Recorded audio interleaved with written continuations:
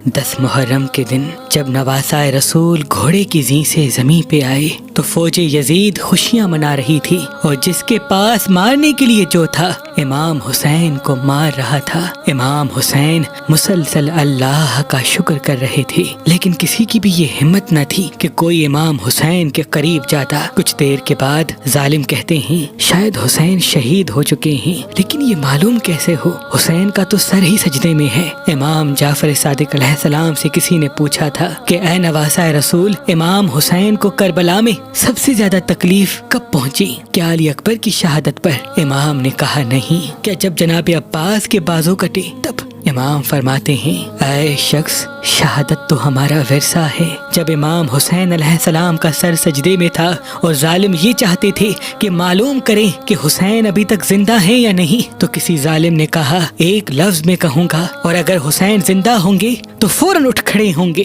بس وہ ظالم زور سے کہتا ہے کہ فوج حسین کے خیموں میں چلی گئی اور زینب کو تازیاں نے مار رہی ہے۔ جیسے ہی یہ لفظ امام حسین نے سنے تو آپ سجدے سے سر اٹھاتے ہیں اور کہتے ہیں اے ظالم، جب تک میں زندہ ہوں میری بہنوں کے خیمے میں نہ جاؤ۔ بس وہ ظالم زور زور سے ہنستے ہیں اور نواسائے رسول صبر کرتے رہتے ہیں اور اپنا سر پھر سے سجدے میں رکھتے ہیں۔ امام حسین کے سر کو کاٹ کے جب نوک نیزہ پہ بلند کیا گیا تو فوج یزید خیام پہ حملہ کرتی ہے اور بیبیوں کے سروں سے چادر کو لوٹ لیتی ہے، بیبیوں کو تازیاں نے مارتی ہے، اور پھر امام حسین کی لاش کو پامال کرنے کے لیے ان گھوڑوں کو بلایا جاتا ہے جن کو یمن سے لایا گیا تھا۔ جیسے ہی گھوڑے دوڑنا شروع کریں اتنے میں کوفے والے آواز دیتے ہیں کہ ہم اکثر حبیب ابن مظاہر کی دعوت کھاتے تھے۔ اے عمر بن سعد، عرب میں یہ رواج ہے کہ جو جس کا نمک کھاتا ہے اس کی توہین نہیں کرتا۔ ہم حبیب کی لاش پہ گھوڑے نہیں دوڑائیں گے، بس حبیب کی لاش کو الگ کیا جاتا ہے۔ جون کے قبیلے والے جون کی لاش کو لے کے جاتے ہیں، بی بی ام البنین کے قبیلے والے جناب عباس کی لاش کو الگ کر دیتے ہیں۔ بس ایک ایک کربلا کے شہید کی لاش الگ کی جاتی ہے، اور کربلا کی زمین پہ صرف نواسۂ رسول پڑا رہتا ہے، اور مشرق کے گھوڑوں کو مغرب کی طرف، مغرب کے گھوڑوں کو مشرق کی طرف دوڑایا جاتا ہے۔ امام حسین کی لاش کو پامال کیا جاتا ہے۔ بس بیبیاں روتی رہتی ہیں، رات ڈھلنے لگتی ہے اور غریبوں کی شام آ جاتی ہے۔ ہر کوئی بی بی اپنے اپنے جوان کی لاش پہ روتی رہتی ہے۔ اتنے میں کوفے کے کچھ لوگ عمر بن سعد کو کہتے ہیں کہ اے عمر بن سعد، ہم نے حسین کو پیاسا شہید کر دیا، خیموں کو جلا دیا، بیبیوں کو بے پردہ کر دیا۔ یہ 3 دن سے پیاسے ہیں، اب ان کو پانی دے ہی دیتے ہیں، کیونکہ مسلسل ان بیبیوں کے رونے کی آواز نے قیامت برپا کرتی ہے۔ اور پھر تھوڑا سا پانی بیمار کربلا امام سجاد کے پاس بھجوایا جاتا ہے، اور یہ حکم دیا جاتا ہے کہ یہ پانی پلا کے ان یتیموں کو سلا دو، ان کے رونے کی آواز سے ہمیں نیند نہیں آتی۔ جیسے ہی پانی شام غریباں کی اجڑی ہوئی بیبیوں کے پاس پہنچے تو ہر کوئی بیوی پانی کو دیکھ کے زار و قطار روتی ہے کہ اب اس پانی پینے کو دل نہیں کرتا۔ بی بی زینب کہتی ہے اللہ کی مرضی یہ ہے کہ ہمارے جسم میں تب تک جان ہو جب تک ہم امام حسین کی شہادت کا واقعہ دنیا کو بتا نہیں دیتے۔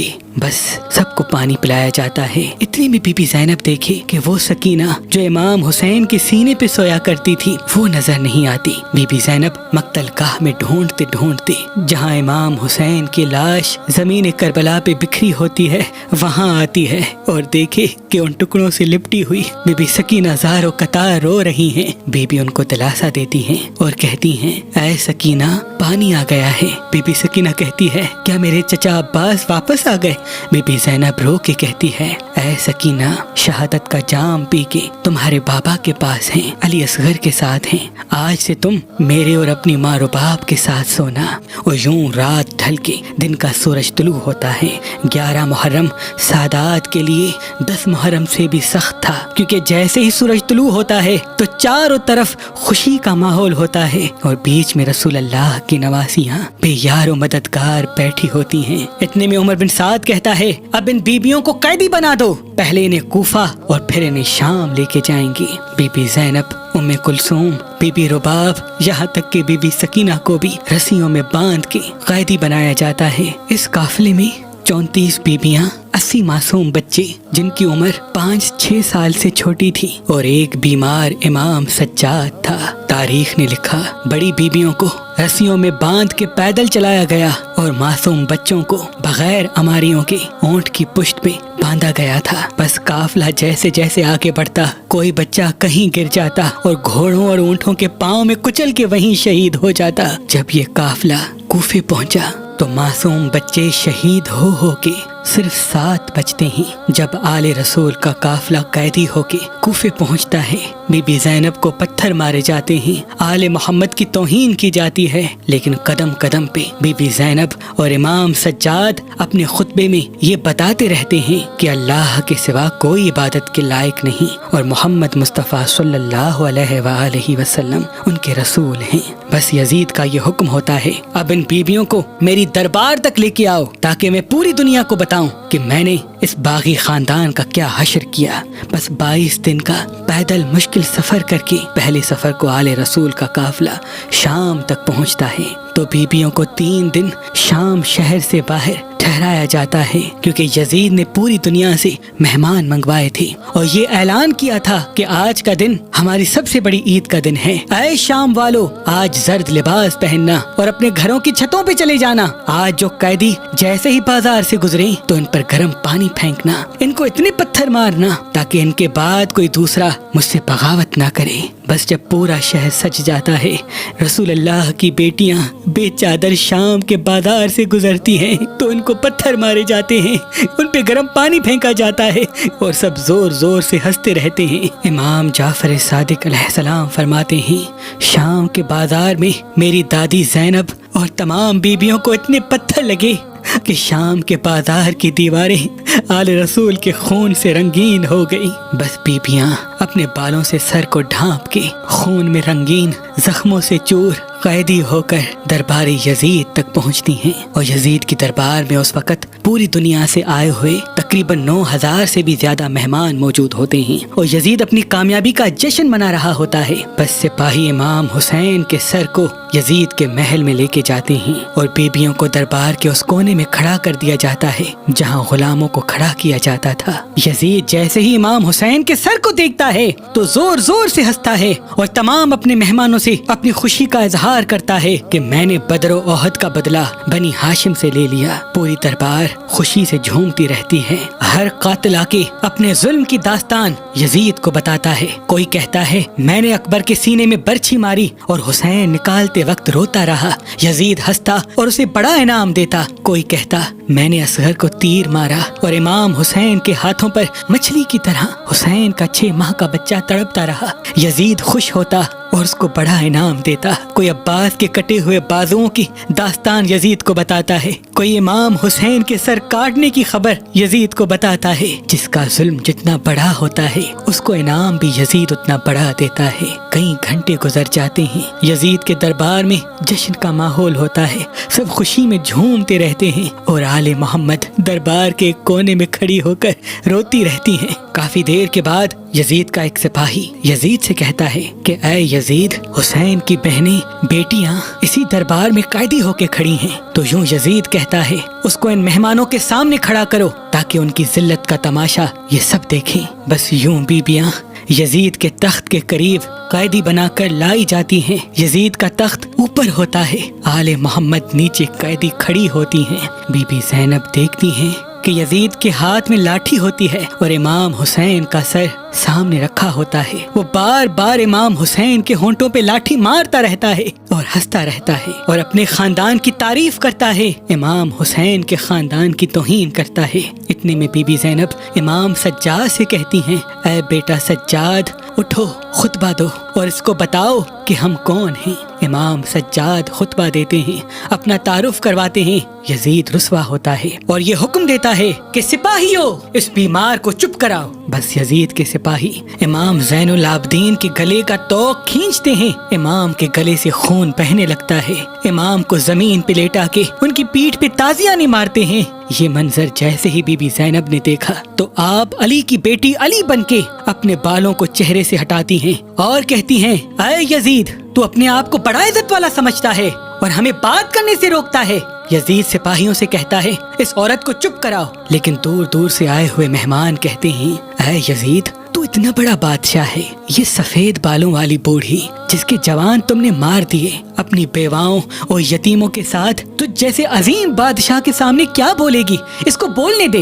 بس بی بی زینب اپنے چہرے سے بالوں کو ہٹا کے کہتی ہے، اے یزید، تو اپنے خاندان کی کیا عزت بیان کرتا ہے؟ تیرے آباء و اجداد تو ہمارے خاندان کے آزاد کیے ہوئے غلام ہیں۔ اے یزید، جس حسین کا سر تیرے سامنے رکھا ہوا ہے، میں نے خود اپنی آنکھوں سے دیکھا کہ اللہ کے رسول اس سر کو بار بار چوما کرتے تھے، اور جن ہونٹوں پہ تو اپنی لاٹھی مار رہا ہے، رسول اللہ ان ہونٹوں کا بار بار بوسہ لیا کرتے تھے اور پورے جہان کو بتاتے تھے کہ یہ میرا نواسا حسین جنت کے جوانوں کا سردار ہے۔ اے یزید، تیری یہ حکومت چند سانسوں کی ہے، بس جی بھر کے اپنی سانسیں لے لے۔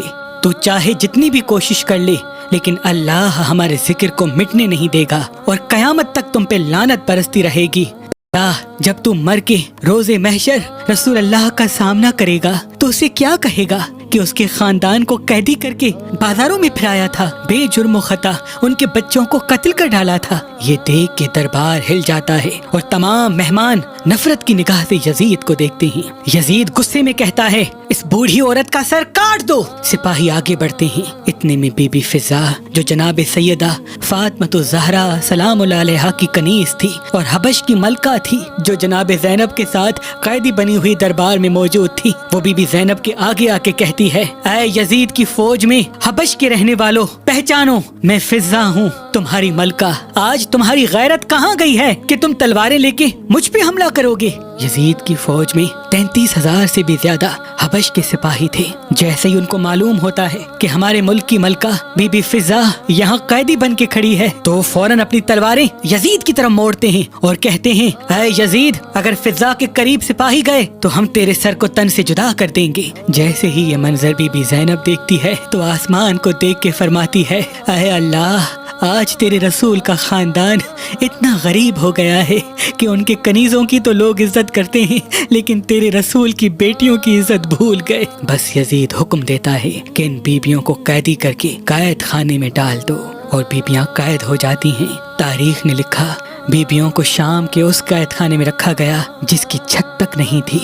پورا دن بیبیاں دھوپ میں بیٹھی رہتی اور امام حسین کے غم میں روتی رہتی۔ بس کچھ دنوں میں یزید کو یہ علم ہوتا ہے کہ حسین سب سے زیادہ محبت اپنی چھوٹی بیٹی سکینہ سے کرتے تھے۔ یزید نے کہا کہ سکینہ کو ان تمام بیبیوں سے الگ زندان میں ڈال دو، وہاں ڈالو جہاں یہ اندھیرے میں گھٹ گھٹ کے اپنے باپ پہ روتی رہے۔ بی بی سکینہ کو، جن کی عمر صرف 4 سال کی ہوتی ہے، اندھیرے زندان میں ڈال دیا جاتا ہے، اور وہاں رو رو کے بی بی سکینہ شہادت کا جام پی لیتی ہے۔ اور وہ جو مہمان جنہوں نے دربار میں بی بی زینب کا خطبہ سنا، اپنے اپنے گھر جب واپس جاتے ہیں، بی بی زینب کا خطبہ ہر کسی کو بتاتے ہیں، اور یوں یزید کی حکومت جہاں جہاں پھیلی ہوتی ہے، یزید کے لیے نفرت بڑھتی جاتی ہے۔ بالآخر یزید کے وزیر جہاں جہاں سے گزرے انہیں تانے ملتے ہیں کہ یہ یزید کیسا بادشاہ ہے، رسول اللہ کے منبر پہ بیٹھتا ہے اور رسول اللہ کے اولاد کو قتل کرواتا ہے، ان کی مستورات کو آج تک قید میں رکھا ہوا ہے۔ یہ باتیں جب حد سے زیادہ پھیل جاتی ہیں تو یزید کے وزیر یزید کو مشورہ دیتے ہیں، ان بیبیوں کا دیر تک قیدی رہنا یہاں بہتر نہیں ہے،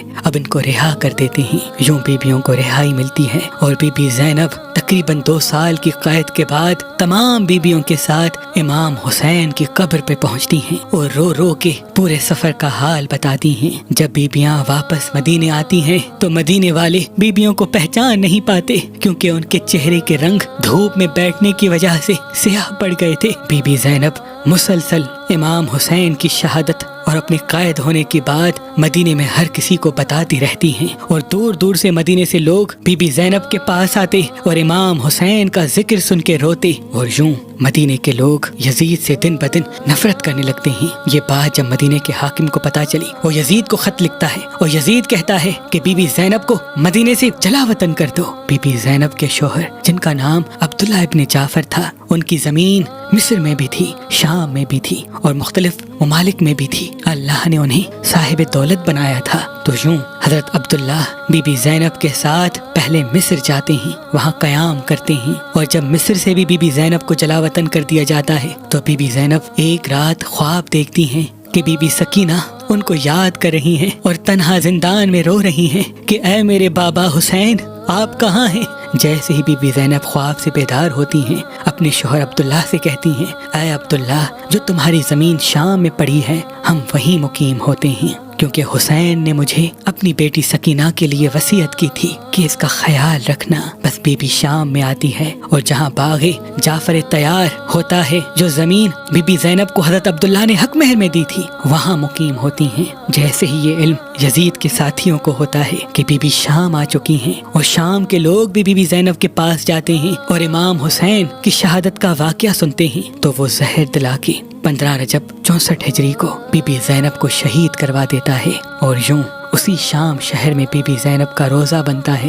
جس شہر میں بی بی زینب کو قیدی بنا کے لایا گیا تھا۔ جیسے جیسے وقت گزرتا جاتا ہے اموی خاندان کی حکومت اللہ زمین سے مٹا دیتا ہے اور سادات کا احترام دلوں میں بڑھا دیتا ہے۔ آج بھی جو بھی انسان شام جاتا ہے تو شام والے کہتے ہیں کہ اس شام کی ملکہ بی بی زینب سلام اللہ علیہا ہے۔ ان کے روزے پر چراغ جلتے رہتے ہیں، لاکھوں عقیدت مند آ کے دہلیز چومتے ہیں اور اسی شام میں یزید کی قبر تک کا نشان نہیں ملتا۔ بے شک جو اللہ کے لیے اپنا سب کچھ قربان کرتے ہیں تو اللہ بھی اس کے ذکر کو زمین سے مٹنے نہیں دیتا۔